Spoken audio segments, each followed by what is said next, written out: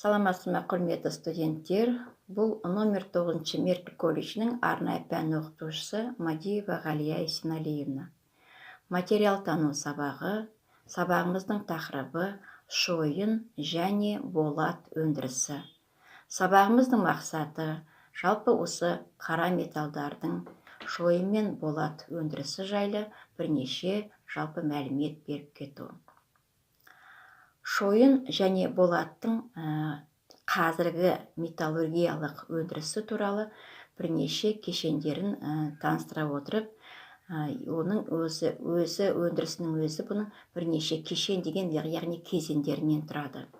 Ең бірінші кезеңі бұл тасты, көмірді, флюстерді, отқа берік материалдарды өндіретін жалпы шахталардан және кеніштерден тұрады. Екінші кешені бұл қазбаларды балқытуға дайындайтын тау байытқыш комбинаттардан. Үшінші кезең бұл кокс химиялық цехтардан және зауыттардан, мұнда яғни коксаналатын көмір дайындалатын, яғни процесс іске асырылады. Келесі кезең бұл электр энергиясына домналы процестер барысындағы үрлеуге, шойын және болатты балқытуға, оттегіні алу және тасымалдауға жалпы осыған бөлінетін процесінің бірі. Келесі кезең бұл шойын және ферро қорытпаларды балқытудың, яғни балқытуға арналған жалпы домна цехтары. Және ферроқорытпалар дегенде біз сіздермен осы ферроқорытпаларға бірнеше мәлімет беріп кете отырып еске түсірейік. Бұл магниттік қасиеті жоғары қорытпалардың аталуы. Жалпы ферроқорытпа немесе ферромагниттер деп атайды. Және келесі кезең бұл конвертерді, мартенді, электр болат балқыту цехтарынан тұратын кезеңі. Және келесі кезең бұл аяқтығы кезең соңғы, бұл прокаттау цехтері. Бұл осында бізде болаттан жасалған қыздырылған қалыптар қайта өңделеді. Жалпы ары қарай сорттау прокатынан құбырлар, тақташа, сымдар және тағы да осындай бірнеше материалдан тұратын кезеңі. Болаттардың қазіргі өндірісі екі сатылы сызбаға негізделген. Ол шойынды домналық балқытудан және екінші саты бұл оны қайта өңдеудің бірнеше тәсілдері қолданылады. Қара металлургияның негізгі өнімдері бұл қайта өңделетін шойын, құйма шойыны, домна ферроқорытпалары, болат құйма кесектері және прокаттау. Жалпы шойын дегеніміз бұл қандай қорытпа? Шойын деген бұл темірдің көміртекпен, жалпы көміртектің бүйірде 2,14% аса болады. Одан басқа кремниймен, марганецпен, күкіртпен және фосформен қоспаланатын қорытпаны атайды. Шойынның бірнеше түрі қолданылады. Қайта өңделетін шойын болатқа қайта өңдеу үшін қолданылатын шойын. Балқытылған шойынның 90% қайтадан өңделуге кетеді.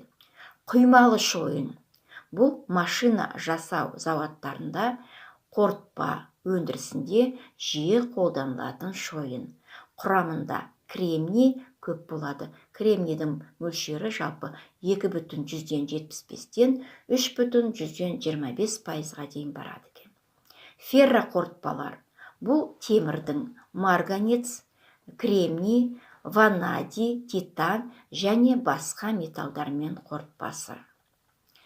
Жалпы шойын бізде жақсы құйылатын қасиеті бар қорытпа. Жоғары айтылып кеткендей, темірдің жалпы көміртек 2%-дан аса болады. Әдетте бірнеше жалпы 3 немесе 4,10%-ға дейін барады. Шойын бізде жалпы ақ шойын болып аталады, мысалы белый чугун дейді. Бұл карбид түріндегі көміртек құрамына кіретін, ал омырық бетінің түсі күңгірт, ақшыл болатын шойынның түрі. Құрамында көміртек, темірмен, химиялық қосылыс цементит деп атайды, жалпы түрінде болатын шойынның түрі келтіріледі. Ақ шойынның бізде кристалдану процесі жалпы үйкеліске беріктік, морттылық қасиеттері жоғары шойынның түрі болып есептеледі. Шойындарды бізде домна пештерінде өндіреді, жалпы қорытылады. Домна пешінде бізде балқытылып алынған шойын жалпы домна шойын деп аталады. Темір және марганецті кендерден домна пештерінде балқытып алынатын сұйық шойын. Домна шойынның 80-нен 80%-ға дейін, яғни мөлшері болат түріне қайтадан өндіріледі. Соғылмалы шойын. Соғылмалы шойын дегеніміз бұл жалпы ковки чугун деп аталады. Чугун ковки. Бұл құрамына жапалақ түрлес графит кіретін және ақ шойынды босандату нәтижесінде пайда болатын шойынның түрі. Сұйық шойын, жидкий чугун деп атаймыз. Бұл домна пешінде немесе шойын пешіндегі жаңағы қорытылған шойынның түрі. Сұйық шойын қатайған соң, оны тасымалданып тұтынушыға жеткізілетін жалпы өзінің осындай бірнеше кезеңдерінен тұратын шойынның бір түрі. Жалпы шойындар бізде көбінесе машина жасауда, ауыл шаруашылығында, темір жол саласында, жалпы қарап отырсақ, көп салада бізде шойынның маңызды рөлі жоғары болып есептеледі. Ал енді болат бұл да қара металдың жалпы қорытпасы болып есептеледі. Болат бұл да темірдің көміртекпен қорытпасы. Бірақ көміртек бұл жерде бізде 2%-ға дейін мөлшерде болады. Және тағы да басқа бірнеше элементтермен қоспаланатын қорытпа. Бұл темірдің көміртегі және басқа элементтер қосылып жасалған жалпы деформацияланатын қорытпаның бір түрі болып есептеледі.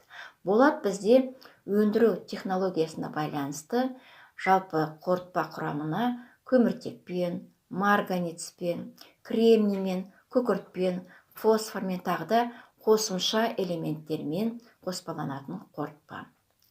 Жалпы бізде болаттарда шойын құсап көптеген салаларда жиі қолданылатын қорытпаның бір түрі болып есептеледі. Құрметті студенттер, осы шойын мен болаттардың өндірісіне байланысты бейнероликке назарларыңызды аударыңыздар.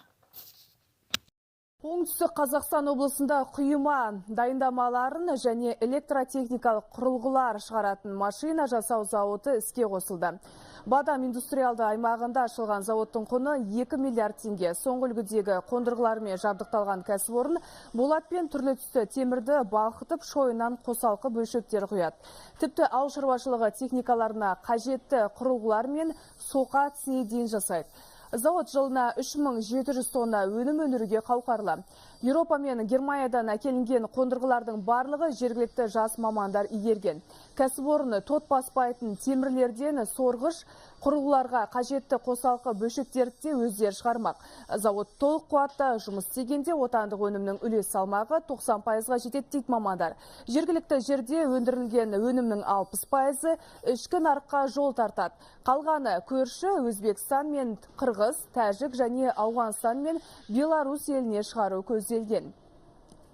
На сегодняшний день запущено. Бүгінгі күні біз өндірістің ең қажетті деген балқыту кешендерінің бірінші кезеңін іске қостық. Мұнда 250 келіден 500 келіге дейін өнімдер құйылады. Қалыптау желсіздей жұмыс істеп тұр. Бұл ағылшын тәсілі бойынша өнімді тез суытады. Мен ойлаймын, заманауи қондырғылармен жабдықталған өндірістің болашағы өте зор болады деп. Құрметті студенттер, үйге тапсырма ретінде Сингвейн тәсілі бойынша шойын мен болат қара металдар қорытпаларына сұрақтарына жауап беру керек. Мысалы, сұрақтарына байланысты бұл не, қандай материал, оның қандай түрлері болады, қай салада қолданылады, және материал ретінде оның пайдасы және синонимін атау керек. Құрметті студенттер, осымен сабағымыз аяқталды. Сау болыңыздар.